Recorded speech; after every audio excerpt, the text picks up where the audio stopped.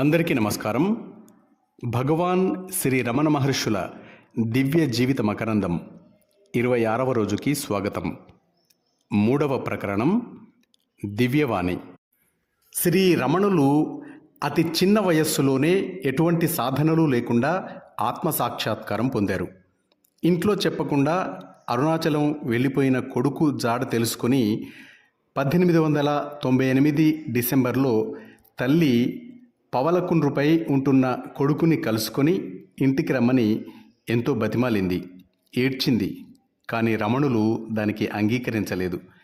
అప్పటికీ మౌననిష్టలో ఉన్నందున తల్లికి సమాధానంగా, కర్త వారి వారి ప్రారబ్ధ కర్మానుసారం జీవులను నడిపించును. జరగనిది ఎవరెంత ప్రయత్నించినను జరగదు, జరుగునది ఎవరెంత అడ్డుపెట్టినను జరిగియే తీరును. ఇది సత్యము కనుక మౌనముగా ఉండుటయే ఉత్తమము అంటూ ఒక ఉపదేశాన్ని కాగితంపై రాసిచ్చారు. అదే రమణుల ప్రథమ ఉపదేశం, శ్రీ రమణవానికి నాంది. ఆ తరువాత అనేక సందర్భాలలో భక్తుల కోరికపై అనేక గ్రంథాలు రాశారు, బోధలు కూడా చేశారు. వారు పేర్కొన్న కొన్ని నూతన సత్యాలు: 1. ఆత్మ శరీరంలో ఎదురు రొమ్ముకు కుడివైపున ఉంది. ఇది యోగశాస్త్రానికి నూతన అధ్యాయం. 2. నేను అనేది మహామంత్రం.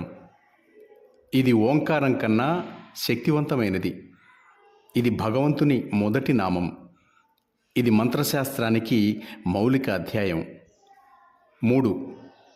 హృదయమే శక్తి కేంద్రం. దీని నుండి సహస్రారానికి అమృత నాడి ఉంది. ఇది అజ్ఞానిలో మూతపడి ఉంటుంది. ఇది తెరుచుటే మోక్షం. 4. ముక్తి అంటే వ్యక్తిత్వం నశించటం కాదు, శరీర పరిమితమైన నేను నశించి పరిపూర్ణమైన నేనుగా రూపొందటం. అంటే అహంకారంలోని కారం పోయి అహం మిగలటం. 5. నేనెవడను అనే ప్రశ్న ద్వారా అంతర్ముఖుడవై నీ హృదయంలోని ఆత్మను అన్వేషించు. 6. భగవంతునికి శరణాగతి చెందు. శ్రీ రమణుల బోధనలన్నీ అహం మూలాన్వేషణకు పరిమితమైనవి. అనగా వారి జన్మ లక్ష్యం ప్రతి వారిని అహం మూలాన్వేషణ ద్వారా అంతర్ముఖుల్ని చేసి ఆత్మ విచారణకు పురికొల్పటమే. అదే సకల వేదాంత సిద్ధాంత సారం, జ్ఞానబోధ. శ్రీ రమణులు మౌనం వీడింది మొదలు అంటే 1907 నవంబరు నుండి నిర్యాణమయ్యే వరకు, అనగా 1950 ఏప్రిల్ 14వ తేదీ వరకు వారి బోధ నిర్విరామంగా సాగింది. వారి బోధామృతంలోని చిరు భాగమే ఈ దివ్యవాణి. భగవాన్ ఉవాచ. 1. ధ్యానం అంటే ఏమిటి? తలంపులను తీసివేయడం. శతకోటి సంకల్పాలు నిన్ను నిరంతరం ముట్టడించి ఉంటాయి. ఈ సంకల్పాలన్నిటినీ తీసివేయటం ఎట్లా? నీవు ఏదో ఒక్క సంకల్పంపైనే దృష్టి నిలపటమే ధ్యానం. ఇట్లా అభ్యాసం చేయగా మనస్సుకు శక్తి కలుగుతుంది. నేను చెప్పే ధ్యాన మార్గం ఇందుకు భిన్నమైంది. ఇక్కడ ధ్యానించేవాడినే ధ్యానించాలి. అంటే ధ్యానించేవాడు నేను కనుక ఆ నేనును పట్టుకోవాలి, ఆ నేను యొక్క మూలాన్ని పట్టుకోవాలి. ఇట్లా విచారించగా విచారించగా నేను తలక్రిందులుగా పడిపోతుంది. అప్పుడు ఆత్మస్వరూపంగా నిజమైన నేనుగా మిగులుతుంది. సాంప్రదాయకమైన విచారణకు నేనెవరు అనే ప్రశ్నకు మూలంలోనే భేదం ఉంది. అదేమిటంటే, సాంప్రదాయక విచారణ అంటే ఆత్మను అనాత్మను విచారించటం. ఆత్మ విచారణకు అందేది కాదు. ఇక అనాత్మ విచారణ ఊడ్చి పారేయవలసిన చెత్తను విచారించటం లాంటిది. కనుక ఇది వ్యర్థమే. ఇంతేకాక ముఖ్యమైన భేదం ఏమిటంటే, అసలు దోషి అయిన నేను ఆత్మానాత్మ విచారణలో భద్రంగా ఉంటుంది. నేనెవరు అనే ప్రశ్న సూటిగా సకల దోషాలకు మూలమైన నేనును లక్షిస్తుంది. ఇక్కడ నేను తప్పించుకుపోవటానికి వీలు లేదు. అంటే నేనెవరు అనే ప్రశ్న సూటిగా నేను పైనే నిలుస్తుంది. ఇక్కడ దోషి దొంగ దొరికిపోతాడు. 3. నేనెవడను అనే విచారణ చేతనే మనస్సు అణుగుతుంది. నేను అను తలంపు ఇతర తలంపులన్నిటినీ చంపి శవమును కాల్చిన కట్టె మాదిరిగా తాను కూడా నశిస్తుంది. 4. నిజమైన నేను బద్దలు కొట్టడానికి వీలు లేనట్టిది. ఆది అంతములు లేనిది, అంటే అనంతమైనది. మిథ్యా నేను ఈ అనంత సాగరము నుండి బుడగలా పుట్టుకు వస్తోంది. దీనినే ప్రథమ తలంపు లేక జీవుడు అని కూడా అంటాం. అంటే వ్యక్తిగత ఆత్మ. నిజానికి ఈ బుడగ కూడా నీరే. అందుచేత ఇది బద్దలైనప్పుడు నీటిలో పూర్ణంగా కలిసిపోతుంది. ఇది బుడగగా ఉన్నప్పుడు కూడా సముద్రంలో ఒక భాగంగానే ఉంది. ఈ సరళ సత్యాన్ని విస్మరించి భక్తి, కర్మ, జ్ఞానయోగాలంటూ ఎన్నెన్నో సిద్ధాంత రాద్ధాంతాలు తలెత్తాయి.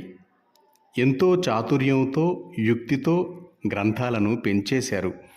ఈ గందరగోళంలో అసలు సత్యం విస్మరించబడింది. సాధకులు తికమక పడుతున్నారు. 5. నేనును విచారించుటే సూటైన మార్గం. నిఖిలమునకు కారణమైన నేనును విచారించకుండా ఇంద్రియములు, మనస్సు, బుద్ధి అంటూ తనకు అన్యమైన వాటిని విచారిస్తే ప్రయోజనం లేదు. నేనును విచారించటం వల్ల వీటన్నిటినీ విచారించిన వాళ్ళమే అవుతాం. నేను పోయిందా? నేనును ఆశ్రయించుకొని బతుకుతున్న ఇంద్రియములు, మనస్సు, బుద్ధి సహజంగానే అదృశ్యమవుతాయి. నేను అనునది మహామంత్రం. నేను అనునదే భగవంతుని మొదటి పేరు కనుక ఇది ఓంకారానికన్నా శక్తివంతమైంది. విచారణ చేయలేని వారు ఈ మంత్రాన్ని అభ్యాసం చేయవచ్చు. 6. నీవెవరివో తెలుసుకో. అది మొట్టమొదట నీవు చేయవలసింది. దీనికి శాస్త్రాలు, పాండిత్యము అక్కర్లేదు. 7. నేను అను తలంపు పుట్టిన తర్వాతే ఈ నేనును ఆశ్రయించుకునే క్షణక్షణం మారే తలంపులు పరంపరగా పుడుతున్నాయి. కనుక ఈ నేనెవరు అని నిరంతరం ప్రశ్నిస్తే ఈ నేను అదృశ్యమై నిజమైన నేను అనుభవమవుతుంది. 8. నిద్రపోయే ముందు, నిద్ర నుండి మేల్కొన్న వెంటనే నేనెవడను అని ప్రశ్నించుకోవాలి. ఇవి ధ్యానానికి ఉత్తమ సమయాలు. అప్పుడు మనస్సు పరిశుద్ధంగా ఉంటుంది. 9. నేనెవడను అను విచారణకు ఇతర సాధనలకు ఒక్కటే వ్యత్యాసం. ఇతర సాధనలకు మనస్సు ఉపకరణ. విచారణలో మనస్సు యొక్క మూలాన్నే వెతకటం. అందుచేత విచారణ మార్గం విశిష్టమైంది, సూటి అయిన మార్గం. 10. ఇతర సాధనలలాగా నేనెవడను అను విచారణ భావన మాత్రం కాదు, ప్రత్యక్షానుభవం నుండి సూటిగా ఆత్మకు పయనించటం. నేను అను అనుభవం సర్వులకు నిత్య ప్రత్యక్షం. ఈ నేను సాక్షాత్తు ఆత్మ నుండి పుట్టుకు వస్తుంది. కనుక మనం నేనును పట్టుకుంటే సూటిగా ఆత్మలోకానికి వెళతాం. అందుకే ఇది ప్రత్యక్ష మార్గం. 11. తాను అంటే నేను పుట్టిన చోటేది అని అన్వేషించి తనకు అంటే నేనుకు మూలమైన ఆత్మను తెలుసుకున్నవాడే నిజమైన పుట్టినవాడు. ఆ రోజే నిజమైన జయంతి. ఈ మునీంద్రుడే నిత్యుడు, నవీనుడు. 12. మనలో 2 నేనులున్నాయి. ఒకటి సత్యమైన నేను, 2 మిథ్యా నేను. తన్ను తాను విచారించగా మిథ్యా నేను అదృశ్యమవుతుంది. ఇది ఆత్మహత్యతో సమానం. అప్పుడు నిజమైన నేను మిగులుతుంది. ఇదే ముక్తి, మోక్షం. 13. నేను అను తొలి తలంపుపైనే పంచకోశాలతో కూడిన మూడు అంటే స్థూల సూక్ష్మ కారణదేహాలు నిలిచి ఉన్నాయి.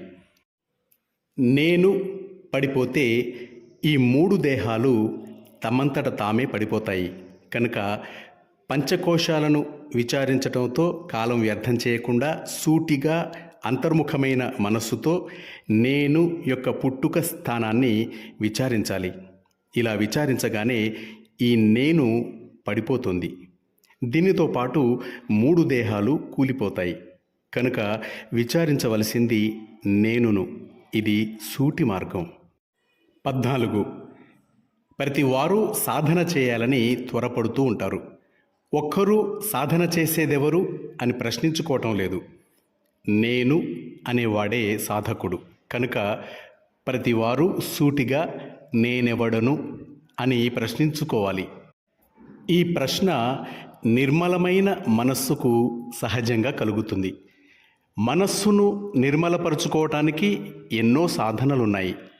నేనెవడను అనే ప్రశ్న సూటిగా ఆత్మ దగ్గరకు తీసుకువెళ్తుంది. 15. కోర్కెలను తీర్చటం ద్వారా మనం ఎన్నటికీ శాంతిని పొందలేం.